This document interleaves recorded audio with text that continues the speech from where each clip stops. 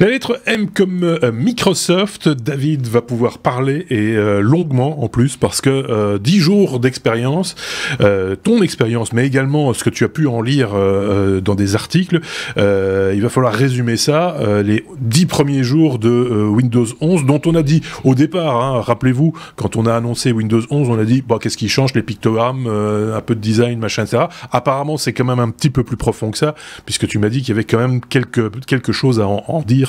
Et c'est ce que tu vas faire d'ailleurs, David. Oui, il y a pas mal de choses à en dire, il y a eu pas mal de news. Donc Windows 11 est sorti officiel le 5 octobre. Il était déjà disponible évidemment en version bêta avant, j'ai déjà un petit peu touché avant. Quelque chose qui avait fait couler pas mal d'encre à l'époque, et on en avait parlé, c'était que Microsoft n'allait supporter que les processeurs Intel d'au moins génération 7 et en quelque sorte ne pas supporter tous les processeurs qui étaient plus anciens que 3 ans. L'obligation d'avoir une puce cryptographique TPM version 2.0 dans l'ordinateur. Il disait, mais de toute façon, tous les PC de moins de 3 ans, ils en ont une. Ne vous inquiétez pas, n'ayez pas peur. On a vu. Oui. Pendant la bêta, bon, ils se sont tellement fait, en quelque sorte, lyncher par la presse avec leur programme de validation, qu'ils l'ont désactivé et qu'ils ont désactivé ce prérequis pour le réactiver dans les versions bêta une semaine ou deux avant la sortie. Certains testeurs se sont retrouvés du jour au lendemain avec un Windows 11 qui leur disait « Ah mais non, votre machine, elle n'est plus compatible. » Donc c'est installé dessus, ça fonctionnait très bien, puis du jour au lendemain, c'est plus compatible. Bref, j'ai mis à jour 3 machines le jour de la sortie. Je me suis heurté à des problèmes de TPM qui apparemment, votre ordinateur, il ne supporte pas Windows 11. Il n'est pas compatible. D'accord. Il y a un petit assistant qui s'appelle un health check. Vérifier la santé de votre ordinateur. Et puis là, il me dit, ah non, la puce TPM, elle n'est pas détectée. Alors, il faut aller dans le BIOS. Déjà, aller dans le BIOS, ce n'est pas tout le monde qui sait y aller. Alors, d'un BIOS à l'autre, d'une marque à l'autre, ça a un nom tout à fait différent. Système de TPM en tant que tel, et puis il y a des noms plus obscurs, et puis c'est plateforme de sécurité Intel. Chez AMD, c'est d'autres noms. Il faut aller fouiller dans des menus qui sont parfois assez reculés. Il faut en plus de ça activer le Secure Boot qui en général n'est pas activé. Et pour couronner le tout, des machines qui sont très récentes, d'ailleurs notre ami Sébastien pourra peut-être en parler un jour, était très frustré parce qu'il avait un processeur de génération 9 avec pas de TPM, un update du BIOS qui soi-disant activait la fonction TPM, a fait en fait que ça a cassé le système de plateforme, Trusted Platform d'Intel.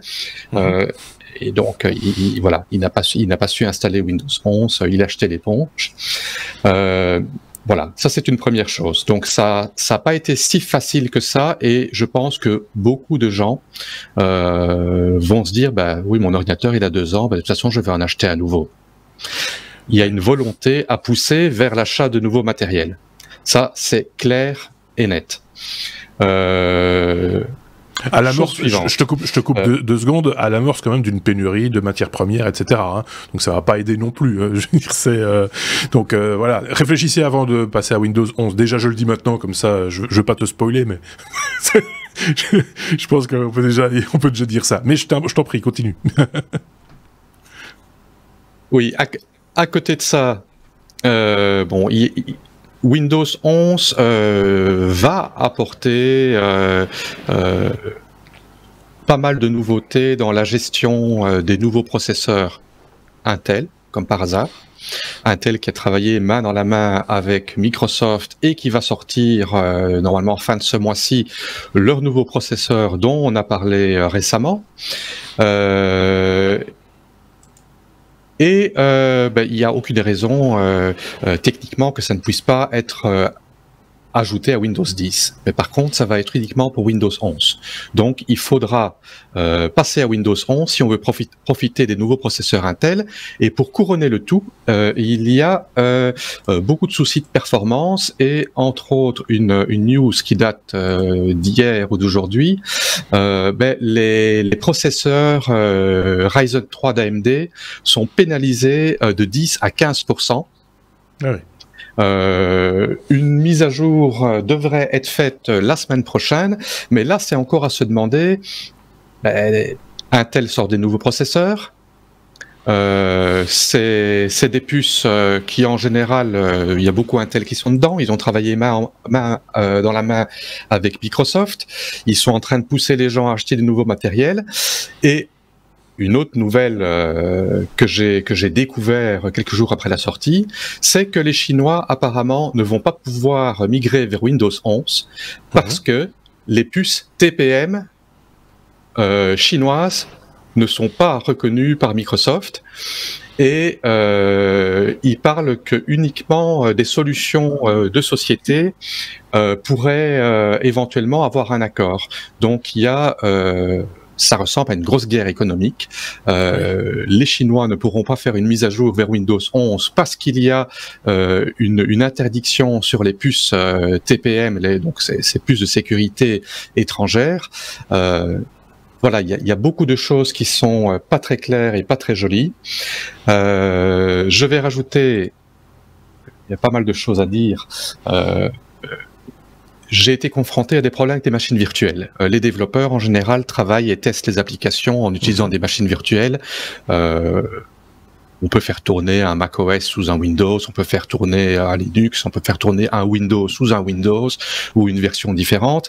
Eh ben là aussi, c'est la croix et la bannière parce que certaines plateformes de virtualisation permettent d'avoir une émulation TPM, mais ce n'est pas le cas pour toutes. Et pour les solutions professionnelles, je vais parler par exemple de VMware ESX, ça nécessite d'avoir une solution vCenter pour pouvoir faire une émulation TPM. Et pour passer à ce genre de solution, il faut payer des licences qui sont extrêmement chères.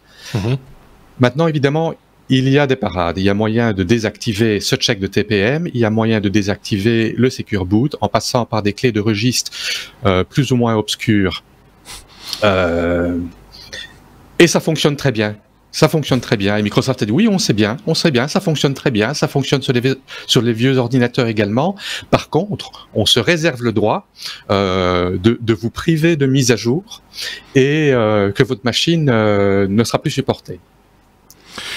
Enfin, je sais pas si c'était arrivé au bout de l'expérience. J'imagine qu'il y a encore plein de choses à dire, mais j'ai envie de te poser deux questions. Alors la première, c'est parce que c'est une question que beaucoup, à mon avis, de nos auditeurs se posent, et je sais qu'il y en a qui se posent la question de savoir si pour Monsieur et Madame Michou, Monsieur et Madame tout le monde, à condition de pouvoir faire l'upgrade à Windows 11, est-ce que cette version apporte des améliorations ou, comme tu le disais, par rapport au processeur Ryzen, est-ce que ça devient un petit peu plus bancal, un peu la machine va être ralentie?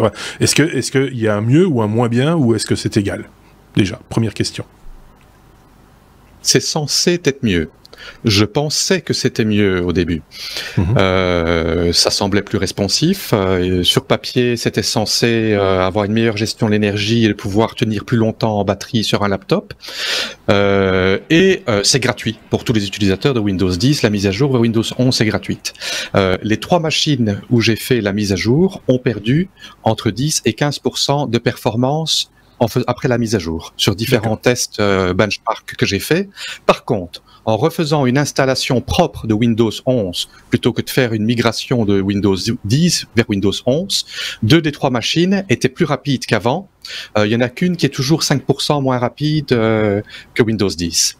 Donc là aussi, il y a quelque chose qui est assez étrange. Je dirais pour Monsieur tout le monde, c'est trop nouveau et il risque probablement d'être plus frustré qu'autre chose.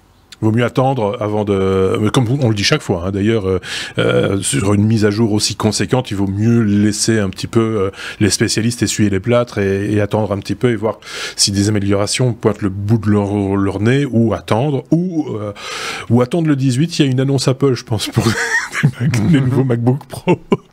Je dis ça en passant, mais c'est par boutade, mais on en est un petit peu là, malheureusement. J'avais une seconde question à te poser, c'est toujours par rapport à monsieur et madame tout le monde qui voudraient s'essayer à faire l'installation de Windows 11. Est-ce que le rollback est possible? Est-ce qu'on peut revenir à Windows 10 facilement si jamais on n'est pas content ou que ça n'a pas bien marché? Ou est-ce qu'on transforme définitivement notre bon vieux PC en cale-porte ou en statut de save? On peut faire un rollback. La mise à jour, évidemment, si on fait une installation propre, comme c'est en général conseillé, ben là, évidemment, si on a tout effacé, oui, on ne sait pas faire de rollback. Par contre, si on a fait un upgrade de Windows 10 vers Windows 11, il va stocker tous les fichiers de Windows 10 et il y a la possibilité de désinstaller la mise à jour vers Windows 11. Le côté positif, c'est évidemment... on peut retourner à Windows 10 si on n'est pas content. Le point négatif, ça bouffe pas mal d'espace sur le disque dur pendant un certain temps, potentiellement pendant longtemps. Et alors, quelque chose que j'ai remarqué et que je trouve ça affreux, c'est que la base de registre est polluée avec des clés de compatibilité Windows 10. Donc on se retrouve avec un Windows 11 avec toutes des clés de base de registre. Pour ceux qui ne savent pas exactement ce que c'est, c'est une immonde base de données où Microsoft met tout un tas de paramètres. Il y en a des centaines de milliers. Chaque application y met plic-ploc ce qu'ils veulent. Comme par exemple, j'avais donné un exemple, Norton, qui était si difficile à désinstaller. Ouais. Norton, il polluait la base de registre. Il y avait des dizaines, voire des centaines de milliers d'entrées qui étaient mises dedans. Donc ça, c'est... Voilà, la mise à jour, c'est facile. Par contre, on n'a pas un système d'exploitation qui est très propre et tôt ou tard, je pense que ça risque de poser des petits problèmes. Si vous vous lancez dans l'aventure, le conseil de base qu'on peut donner, c'est quand même de backuper ces données, hein, enfin vos fichiers, des photos, du texte, machin, etc. Si c'est pas encore dans le cloud, mais sauvez ça sur un disque sur le côté pour éviter quand même ce genre de souci d'aller vers Windows 11 et de plus trouver des données ou devoir faire un rollback et ne plus rien retrouver non plus. Donc voilà, au moins vous sauvez un tout petit peu les meubles. Je sais pas si Picaboo avait une remarque marque ou un sarcasme. Oui, non, je vais éviter les sarcasmes. Je vais en faire un, mais sur le camp opposé, parce que j'ai bien l'impression quand même. Alors Windows, je le connais pas. Enfin, je l'ai connu à l'époque de Windows 7, éventuellement XP et consorts, où je faisais un peu à droite à gauche des petits dépannages, etc. pour des gens qui n'y connaissaient encore moins de choses que moi. Mais je vais éviter de critiquer. J'ai vu quelques vidéos à droite à gauche de gens qui installent Windows 11 sur des vieilles machines, donc qui arrivent à l'installer sans trop de soucis, on va dire, avec les risques et périls que tu évoquais tout à l'heure, David, c'est-à-dire que Microsoft a bien dit qu'il garantissait pas plus tard les mises à jour, aussi bien de sécurité que tout court du logiciel, tout bêtement, et la compatibilité des futures évolutions de ce Windows. Mais j'ai quand même l'impression que les systèmes d'exploitation aujourd'hui, et c'est valable peut-être pour Windows, que je ne connais pas plus que ça, mais aussi pour iOS, ou pour macOS, pardon, pas pour iOS, pour macOS aussi, sont souvent et plus buggés qu'à une certaine époque, au moment des sorties, alors que, si je prends l'exemple d'Apple, hein, pour être clair, ils font des bêta-tests pendant de longs mois avant, et je me demande encore à quoi servent ces bêta-tests au final, puisque quand ça sort, on trouve des bugs dans tous les coins, et plus qu'à une certaine époque, je suis désolé, mais quand Steve Jobs était là, et le monsieur était peut-être trop sévère, mais enfin au moins il n'y avait pas ce genre de saloperie qui traînait. Et moi j'en ai eu quelques-unes. J'ai encore là, je suis en train de regarder et d'être en vidéo avec vous avec Safari, la version 15. Il y a des bugs dans tous les coins encore qui traînent. Ils ont mis ça en public. Est-ce que quelque part, on pourrait se poser la question, on va pas y répondre ici, mais on peut se poser la question effectivement que en termes industriels, peut-être que ces boîtes ont constaté que finalement toute l'énergie et l'argent qu'ils dépensaient dans le fait de rendre une application ou un système d'exploitation zéro défaut, ce qui n'est jamais le cas, hein, soyons très clairs, mais en tout cas tendre vers le zéro défaut avant de le sortir, que finalement ils se sont dit, de toute façon, à quoi ça sert d'investir autant de pognon là-dedans, alors que finalement le retour d'expérience des utilisateurs va nous servir à, au fur et à mesure, déboguer le truc, et donc on fait une partie du boulot. Ils font essuyer les plâtres aux utilisateurs, quoi. C'est ça, voilà. Moi je pense que c'est ça. Je sais pas ce que t'en penses, David, mais je pense qu'ils s'en sont arrivés à cette conclusion-là, finalement, après plus de 25 ans d'informatique personnelle. Je pense que c'est de PC personnel. PC personnel, ça veut rien dire, hein, c'est personal computer, donc personal computer personnel, ça veut rien dire. Mais bref, David, je sais pas ce que t'en penses. Moi, je pense que c'est ça. Mais bon, je peux me tromper.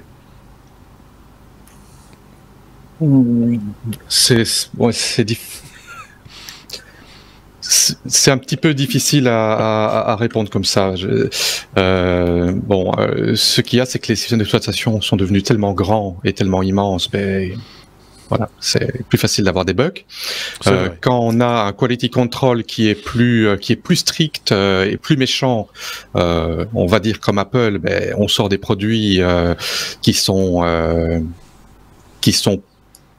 moins buggés ou pas buggés, parce qu'on a mis certaines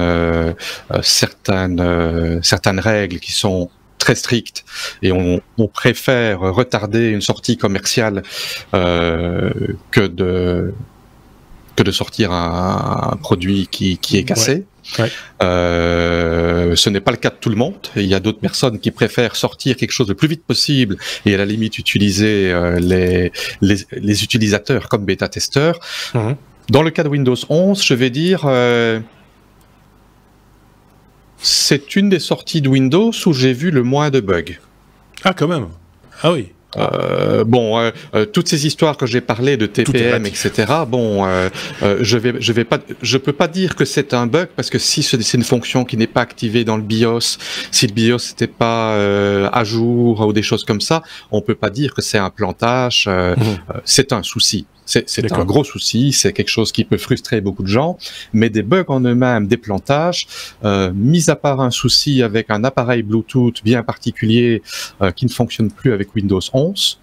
Mais là, je n'ai pas encore la réponse parce que c'est un ticket qui est en cours et que je n'ai pas de réponse du fabricant. Mais mis à part ce cas. Oui, mis à part ce cas particulier, je n'ai eu aucun plantage et aucun souci de fonctionnement.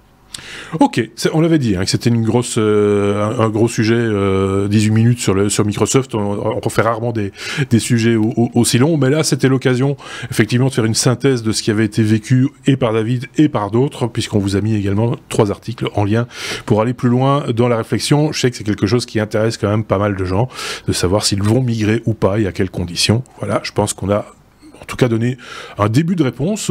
Si vous avez la suite, n'hésitez pas à la partager avec nous. Ce sera un plaisir d'en faire l'écho peut-être après 20 jours d'expérience ou après 30 jours d'expérience de Windows 11.